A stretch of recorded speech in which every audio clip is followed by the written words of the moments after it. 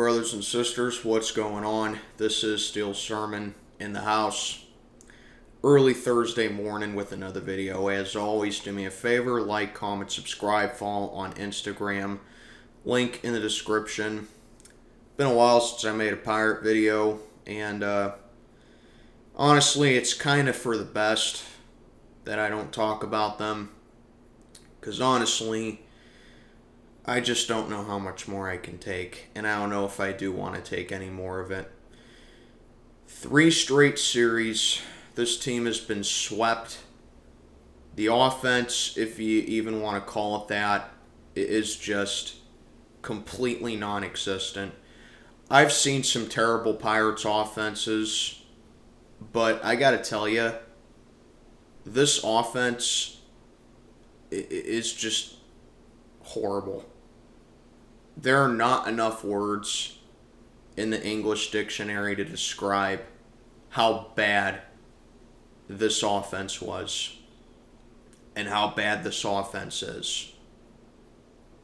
I mean, 3 runs in 47 innings. 3 runs, 47 innings, including getting shut out in 3 of the last 4 games, and 8 total runs in 6 games. And we're now 4th place in the NL Central. That's right, 4th place in the NL Central after being 20-8. The best record that this team had early in the season since 1992. And if you're doing the math right, we're 34-39 on the season now. So if you're doing the math, we are 14-31 since that 20-8 record. And I honestly don't know how the Pirates come back from this, because this is who I think the Pirates truly are, and this is who I expected the Pirates to be at the beginning of the season. And I know you guys are expecting me to come on here and yell and to raise my voice and to get pissed off at the Pirates, but honestly, I'm not going to do it. I've done that enough. I just can't do it with this team anymore. Because the main emotion that I feel with the Pirates right now, it's not anger, it's not rage, it's not even disappointment, and it's not even upset. It's sadness. It's sadness and emptiness is what I feel with the Pirates right now. I'm sad for the franchise. I'm sad for the players that have to be subjected to this incompetent hitting coach, if you want to call him that. I'm sad for the players that have to deal with this absolute... Can't even describe Derek Shelton anymore. I'm sad for the players that have to deal with Derek Shelton as their manager. I'm sad for the pitchers that have to go out there every single night, pitch their tails off pretty much, and in the back of their mind they're thinking, I can't allow 1 run. I can't throw 1 bad pitch because, my defense can't let up 1 error. Because I know if I do that, if I give up a run, if I throw a bad pitch, if some goofball in the middle of the infield or the outfield misplays a ball, or they make a bad throw, if I allow a run in any way, I'm going to lose. Because this team don't hit. I'm sad for the pitchers. I'm sad for the fan base that have to watch this day in and day out. Everything about this franchise is just sad.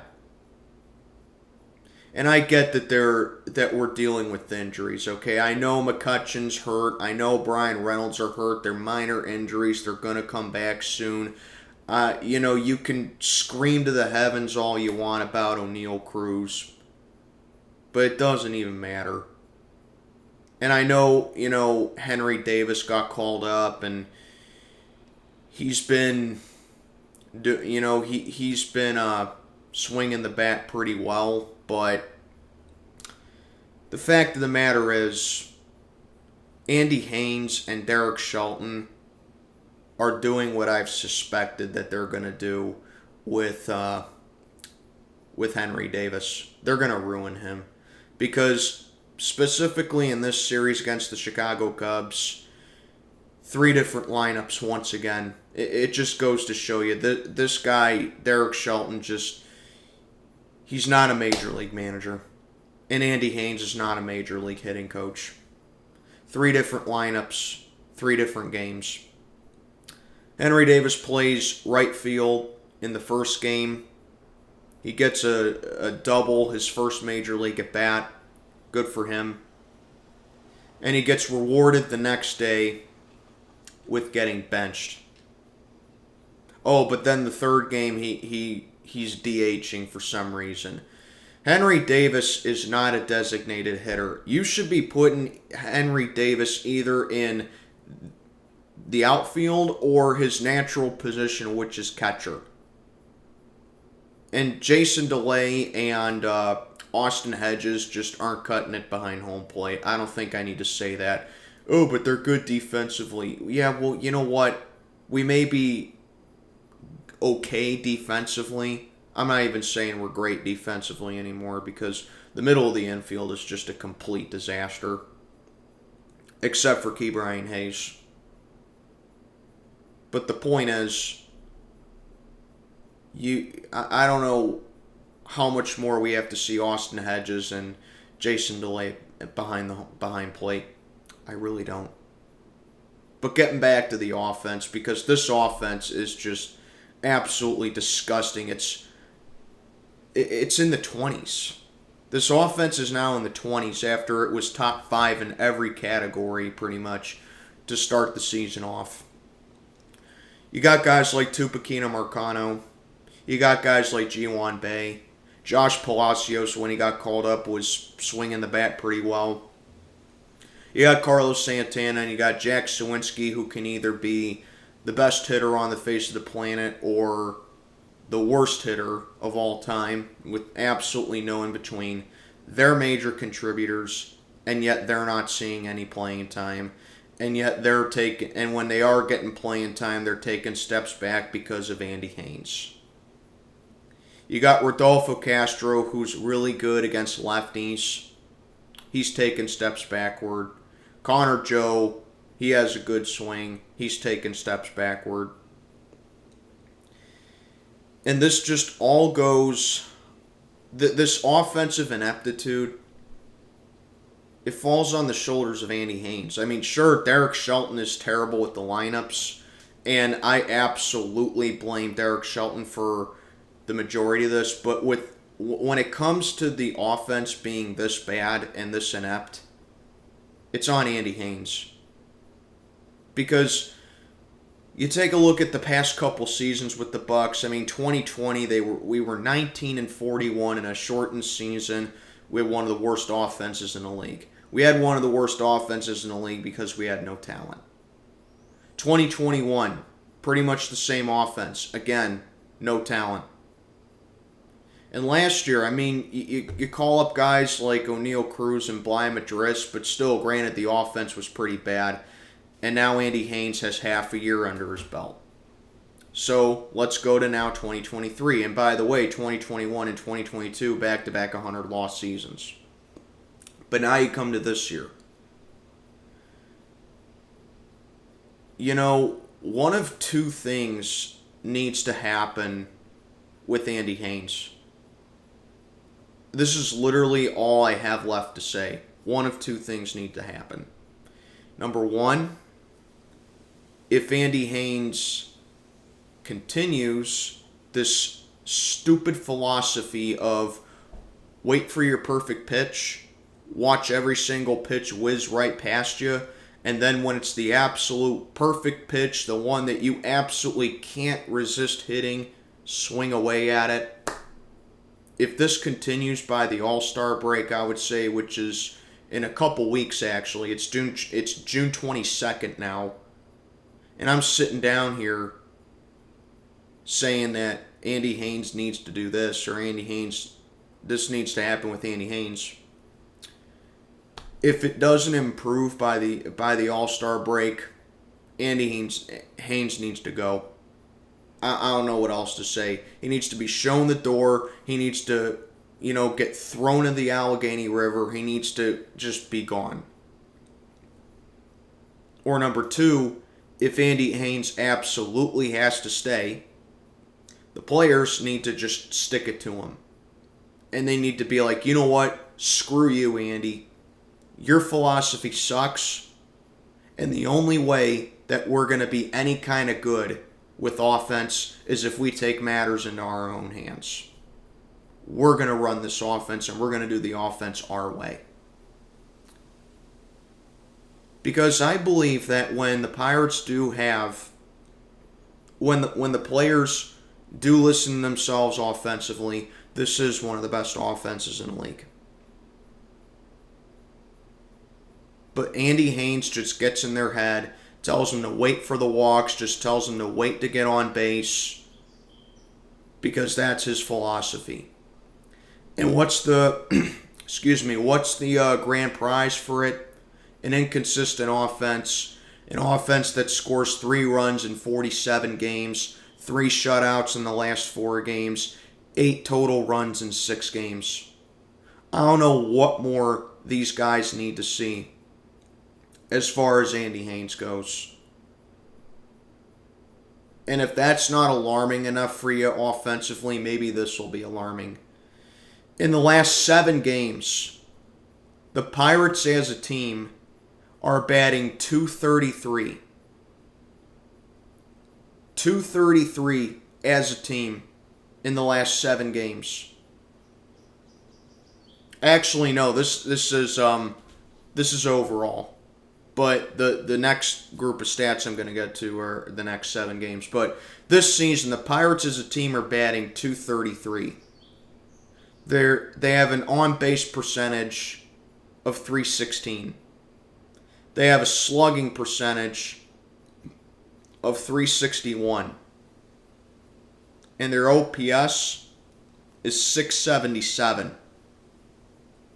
Those aren't good numbers. Those are terrible numbers, actually. .233 batting average as a team. We're 23rd in homers, 22nd in runs scored. Those are not, are some of the players to blame? Yeah, but it's not all of them. It falls on the hitting coach. And in the last 7 games, this team has just 9 total extra base hits. 9 total extra base hits. They have hit no more than 1 home run in the last 7 games. Sometimes they haven't even hit a home run. And they've struck out 7 times or more every game in the last 7 games. What happened with this offense? Because remember in April when this team was 20-8, we were swinging away. We were being aggressive, getting on base as much as they could, finding ways to score runs. Fundamentals like sack bunting, sack flies, swinging away, stealing bags, hitting them home.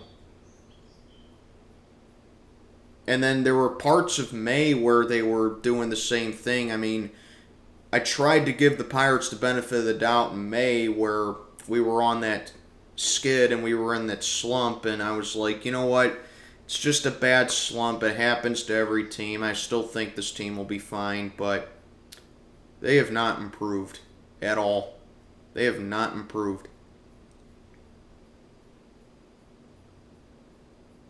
And like I said at the beginning of the season, this is who I thought the Pirates would truly be. I just didn't think it would take this long for them to do it. You get swept in 3 straight games. And these past 9 games were very important for the Pirates because they were all against division rivals. 2 series against the Chicago Cubs and then a series against the Milwaukee Brewers. You got swept in all 3 of them. not only did they fail, but they got absolutely dominated in the process. Do you guys know that we're 0-6 against the Cubs this season? Specifically against the Chicago Cubs. We're 0-6 against the Cubs. The Cubs aren't even that good. Okay? They're mediocre at best. But do you know in all 6 of those losses that we've had against the Cubs, they haven't even been close. We've been blown out in all 6 games. The average deficit of a defeat that we've had to the Cubs this season is 6 runs. That's right. We've lost to the Cubs by an average of 6 runs this season. It's just mind-blowing how bad an offense can be. And at this point, I really don't know who else gets called up. I really don't know what they do at the deadline. I really don't know what we do with the lineup. But I can tell you this right now, nothing is going to change. Nothing is going to change unless this guy, Andy Haynes, is shown the door and unless Derek Shelton is gone as well. Because there's no denying that this team can hit the ball. There's no denying that the pitching is good. Because like I said, the only reason this team is any kind of good at all is because of the pitching. The offense is a complete disaster. And this team just overall needs to just flush it. And they need to get rid of Derek Shelton and Andy Haynes if they're going to be any kind of good. But that is not going to happen. Derek Shelton's extended, and they're too in love with Andy. They're too, patient with Andy Haynes. I don't know how much more patient they need to be, but his philosophy just doesn't work. That's all there is to it, man. But like I said, I'm not disappointed in the Pirates. I'm not upset with them. I'm not angry at them. I'm not furious at them. I'm just sad. I really am. For once in my life, I just wanted them to improve. I wanted them to go out there and just play hard. I wanted them to just show that they are taking this rebuild seriously. And hopefully in the future that they could get back to where they were from that brief run that we had from 2013 to 15 where we were winning games and making the playoffs. But it just seems to me that they're too content with the current coaching staff that we have and the current philosophy that they have with being too patient at the plate to try and draw the walks, which is just not working. And that's why I'm sad. I honestly, like I said, I don't know how they come back from this. I don't know if they can. But let me know what you think down in the comments below. This is Steel Sermon checking on out for the day. May God be with you all.